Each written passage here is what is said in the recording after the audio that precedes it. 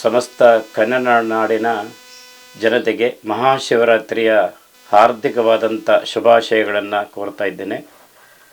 ಈ ವರ್ಷ ವಿಶೇಷವಾಗಿ ನೋಡಿ 26ನೇ ತಾರೀಕು ಬುಧವಾರ 26/2/2025 ಬುಧವಾರ ತ್ರಯೋದಶಿ, ಮಾಘ ಮಾಸ ಕೃಷ್ಣ ಪಕ್ಷದಲ್ಲಿ ಬರುವಂಥ ತ್ರಯೋದಶಿನಲ್ಲಿ ಶ್ರವಣ ನಕ್ಷತ್ರದಲ್ಲಿ ಮಹಾಶಿವರಾತ್ರಿ ಪ್ರಾರಂಭ ಆಗಿದೆ. ಎಲ್ಲ ಕನ್ನಡ ನಾಡಿನ ಜನರಿಗೆ ನಾವು ಹಾರ್ದಿಕವಾದಂಥ ಶುಭಾಶಯಗಳನ್ನು ಕೋರ್ತಾ ಇದ್ದೇನೆ. ಈ ವಿಶೇಷವಾದಂಥ ಶಿವರಾತ್ರಿ ಹಬ್ಬದಲ್ಲಿ ತಾವೆಲ್ಲರೂ ಕೂಡ ಭಗವಂತನನ್ನು ಪರಮೇಶ್ವರನನ್ನು ಒರೆಸ್ಕೋಬೇಕಾದರೆ, ಅವನನ್ನು ಒಲಿಸ್ಕೋಬೇಕಾದರೆ ನಿರಾಹಾರದಲ್ಲಿ ಉಪವಾಸವಿದ್ದು ಪೂಜೆ ಮಾಡಬೇಕು ಅಂತ ಆಧಾರ ಇದೆ. ಏನಕ್ಕೆ ಉಪವಾಸ ಏನಕ್ಕೋಸ್ಕರ ಮಾಡಬೇಕು ಅಂತ ನೋಡಿ, ಯುಗಾದಿ ಬರುತ್ತೆ, ರಥಸಪ್ತಮಿ ಬರುತ್ತೆ, ಮತ್ತು ಎಲ್ಲ ವಿಧವಾದಂಥ ಹಬ್ಬಗಳು ಬರುತ್ತೆ. ಆ ಹಬ್ಬಗಳ ಆಚರಣೆನೇ ಬೇರೆ ರೀತಿ ಇರುತ್ತೆ. ಇದರಲ್ಲಿ ನಾವು ಆ ಹಬ್ಬಗಳಲ್ಲಿ ಯುಗಾದಿ ಹಬ್ಬ ಆಗೋದು ಇತ್ಯಾದಿ ಬೇರೆ ಹಬ್ಬಗಳಲ್ಲಿ ಬೇಕಾದಂಥ ಅಡುಗೆಯನ್ನು ಮಾಡ್ತೀವಿ, ಭಗವಂತನಿಗೆ ನೈವೇದ್ಯವನ್ನು ಮಾಡ್ತೀವಿ, ಸ್ವೀಕಾರ ಮಾಡ್ತೀವಿ. ಆದರೆ ಈ ಹಬ್ಬದಲ್ಲಿ ಶಿವರಾತ್ರಿ ದಿನದಂದು ಭಗವಂತನನ್ನು ಒಲಿಸ್ಕೋಬೇಕಾದರೆ ನಿರಾಹಾರದಲ್ಲಿ ಉಪವಾಸದಲ್ಲಿದ್ದು ಭಗವಂತನನ್ನು ಪೂಜೆ ಮಾಡಿದರೆ ಖಂಡಿತ ಆ ಪರಮೇಶ್ವರನ ಅನುಗ್ರಹ ನಿಮಗೆಲ್ಲರಿಗೂ ಆಗುತ್ತೆ.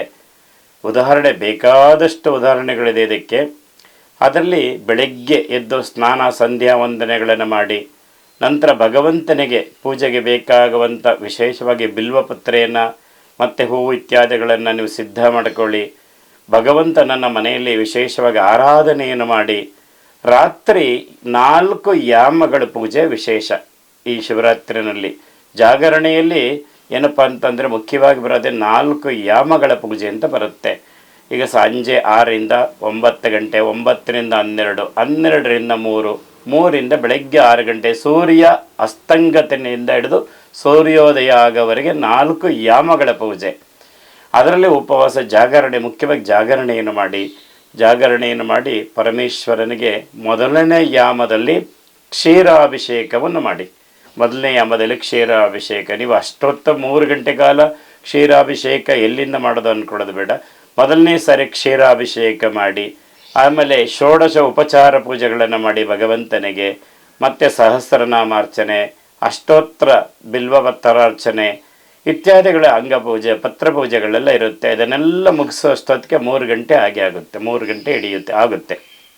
ಇದಾದ ನಂತರ ಒಂದು ನೈವೇದ್ಯ. ಯಾವುದೇ ಕಾರಣಕ್ಕೂ ನೈವೇದ್ಯ ಅಂತಂದರೆ ಅವತ್ತು ಫಲಹಾರ ನೈವೇದ್ಯ ಅಂದರೆ ಆಗದೇ ಇರೋಂಥ ನಿಶಕ್ತರಿರ್ತಾರೆ, ವಯಸ್ಸಾದಂಥವರು ಇರ್ತಾರೆ, ಅವರು ಫಲಹಾರಗಳನ್ನು ಏನಾದರೂ ಅವಲಕ್ಕಿ ಇತ್ಯಾದಿ ಅಂದರೆ ದ್ರವರೂಪದಲ್ಲಿರುವಂಥ ಆಹಾರವನ್ನು ಸ್ವೀಕಾರ ಮಾಡಬಹುದು ಅಂತ ಆಧಾರ ಇದೆ.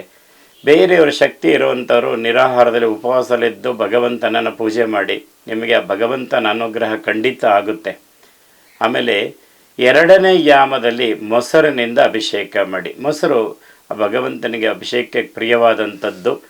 ಪೂಜೆಯನ್ನು ಮಾಡಿ ಆ ಮೊಸರು ದಧಿಸ್ನಾನ ಆದಮೇಲೆ ಪಂಚಾಮೃತ ದಧಿಸ್ನಾನ ಆದಮೇಲೆ ಶುದ್ಧೋದಕ ಸ್ನಾನ ಇರುತ್ತೆ. ಆಮೇಲೆ ಅದರಲ್ಲೂ ಕೂಡ ಸಹಸ್ರನಾಮಾರ್ಚನೆ, ಅಷ್ಟೋತ್ತರಾರ್ಚನೆಗಳನ್ನೇ ಇವೆಲ್ಲ ಮುಗಿಸಿ 2ನೇ ಯಾಮ ಮುಗಿಯುತ್ತೆ. 3ನೇ ಯಾಮದಲ್ಲಿ ತುಪ್ಪದಲ್ಲಿ ಅಭಿಷೇಕವನ್ನು ಮಾಡಿ, ಪ್ರಿಯವಾದಂಥ ಭಗವಂತನಿಗೆ ಪ್ರಿಯವಾದಂಥದ್ದು.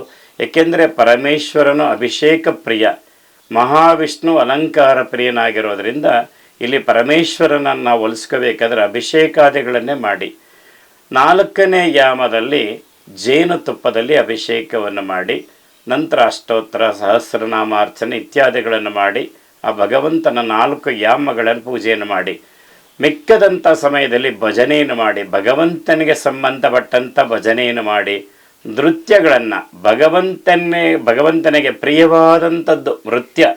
ಆ ಭಗವಂತ ನೃತ್ಯ ಪ್ರಿಯನಾಗಿರೋದರಿಂದ ನೃತ್ಯ ಭರತನಾಟ್ಯಗಳನ್ನು, ಈಶ್ವರನಿಗೆ ಸಂಬಂಧಪಟ್ಟಂಥ ಹಾಡುಗಳನ್ನು ಇತ್ಯಾದಿಗಳನ್ನು ಮಾಡಿಕೊಂಡು 4 ಯಾಮಗಳಲ್ಲೂ ಕೂಡ ಭಗವಂತನ ಭಜನೆ ಪಾರಾಯಣಗಳನ್ನು ಮಾಡಿದರೆ ಅವನ ಅನುಗ್ರಹ ಖಂಡಿತ ಆಗುತ್ತೆ.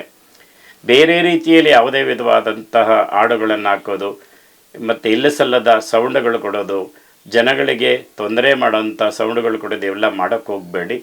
ಆದಷ್ಟು ಭಗವಂತನ ಬಗ್ಗೆ ಏನು ನಿಮಗೆ ಗೊತ್ತಿರೋ ಮಟ್ಟಿಗೆ ಪೂಜೆಯನ್ನು ಮಾಡಿ, ಖಂಡಿತ ಈಶ್ವರ ನಿಮಗೆ ಅನುಗ್ರಹ ಮಾಡ್ತೇನೆ. ಏನೋ ಇದೇ ಬೇಕು ಅದೇ ಬೇಕು ಅದೇ ಪೂಜೆ ಮಾಡಬೇಕು ಆ ಥರ ಕ್ರಮಗಳೇನೂ ಇಲ್ಲ ಇದರಲ್ಲಿ. ಅದ್ರಲ್ಲಿ ಏನು ಹೇಳ್ತೇನೆ ನೋಡಿ, ರುದ್ರಾಭಿಷೇಕದಲ್ಲಿ ಇದೆ. ಮೊದಲು ಭಗವಂತನಿಗೆ ರುದ್ರಾಭಿಷೇಕ ಆಗುತ್ತೆ, ಆಮೇಲೆ ನಮಕ ಚಮಕದೆಲ್ಲ ಅಭಿಷೇಕಗಳನ್ನು ಮಾಡ್ತಾರೆ. ಮಾಡಿದ ಮೇಲೆ ಒಂದು ಹೋಮ, ಅದರಲ್ಲಿ ಹೋಮ ಎಲ್ಲ ಆದಮೇಲೆ ಪೂರ್ಣಾವತಿ ಇತ್ಯಾದಿಗಳನ್ನು ಆಚರಣೆ ಮಾಡೋದು ಕೂಡ ಕೆಲವು ದೇವಸ್ಥಾನಗಳೇ ನಡೆಯುತ್ತೆ. ಅಂದರೆ 4 ಯಾಮಗಳಲ್ಲೂ ಕೂಡ ರುದ್ರಾಭಿಷೇಕವನ್ನು ಮಾಡಿ ಭಗವಂತನಿಗೆ ಸಂತೃಪ್ತಿ ಪಡಿಸುವಂಥ ಪೂಜೆ ಎಲ್ಲ ಇರುತ್ತೆ.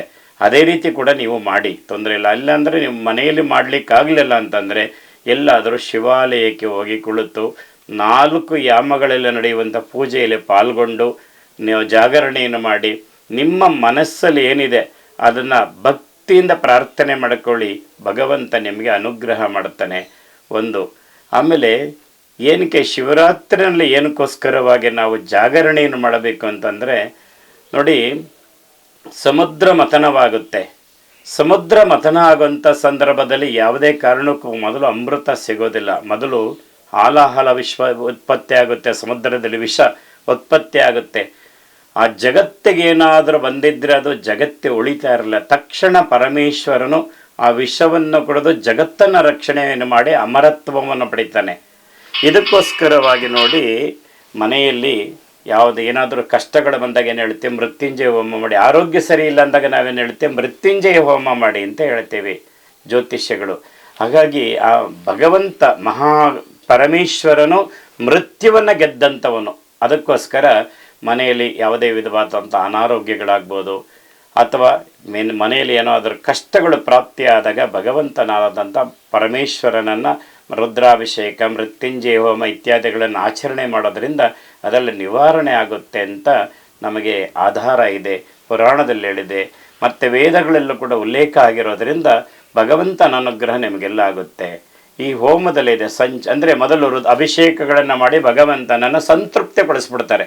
ಅದಾದ ನಂತರದಲ್ಲಿ ಏನಾಗುತ್ತೆ, ಕೊನೆಯಲ್ಲಿ ಪೂರ್ಣಾವತಿ ಸಮಯದಲ್ಲಿ ಹೇಳಿದ ಸಂಚಮೆ ಮಯಶ್ಚಮೆ ಅಂದರೆ ಇಷ್ಟೊತ್ತು ನಾನು ನಿನಗೆ ಪೂಜೆಯನ್ನು ಮಾಡಿದ್ದೀನಿ, ಅಭಿಷೇಕ ಮಾಡಿದ್ದೀನಿ, ನಿನಗೆ ಬೇಕಾದ್ದನ್ನೆಲ್ಲ ನಾನು ಕೊಟ್ಟಿದ್ದೀನಿ, ನಾನು ಕೇಳುವಂಥದ್ದನ್ನು ನೀನು ಕೊಡಬೇಕು ಇವಾಗ ಅಂತ ಕೇಳುವಂಥದ್ದೇ ಈ ಕ್ಷಮೆ. ಅದಕ್ಕೋಸ್ಕರ ಆ ಭಗವಂತನ ಅನುಗ್ರಹ ನಿಮಗೆಲ್ಲ ಪ್ರಾಪ್ತಿಯಾಗಲಿ.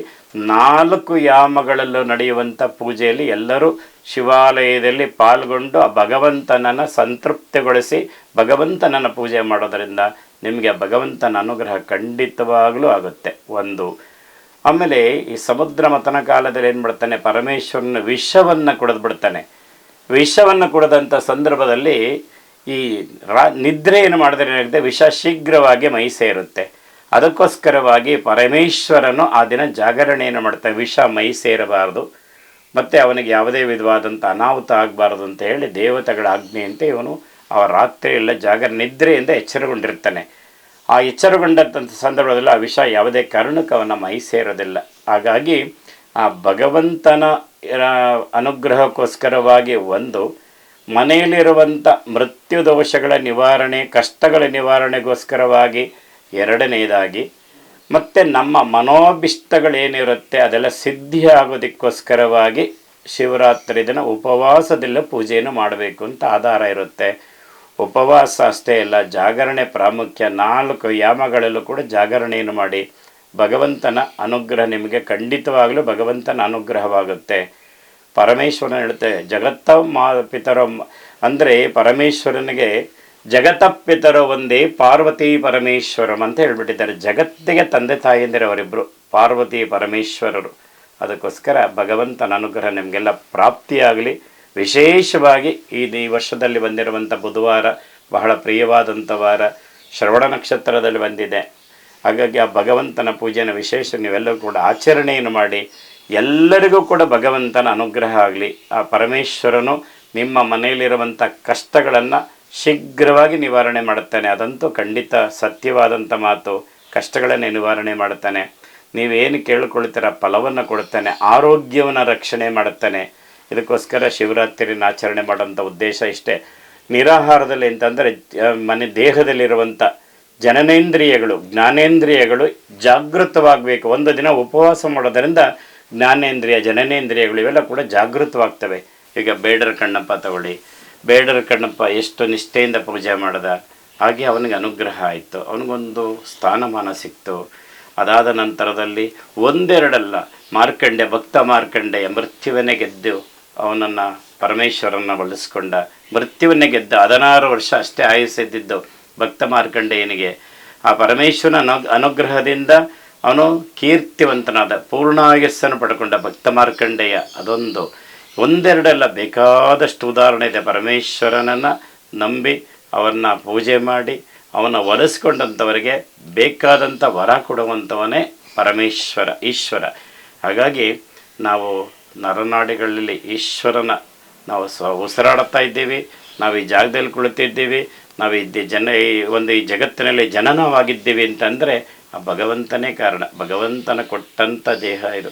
ಆ ತ್ರಿಮೂರ್ತಿಗಳಲ್ಲಿ ಸೃಷ್ಟಿಕರ್ತ, ಲಯಕರ್ತನಾದಂಥವನು, ಸೃಷ್ಟಿಕರ್ತನಾದಂಥವನು, ಸ್ಥಿತಿಕರ್ತನಾದಂಥವರು 3 ಜನದ ಕೆಲಸ. ಹಾಗಾಗಿ ಅದರಲ್ಲಿ ಪರಮೇಶ್ವರನಂದರೆ ಬಹಳ ಪ್ರಾಮುಖ್ಯವಾದಂಥ ಕೆಲಸ.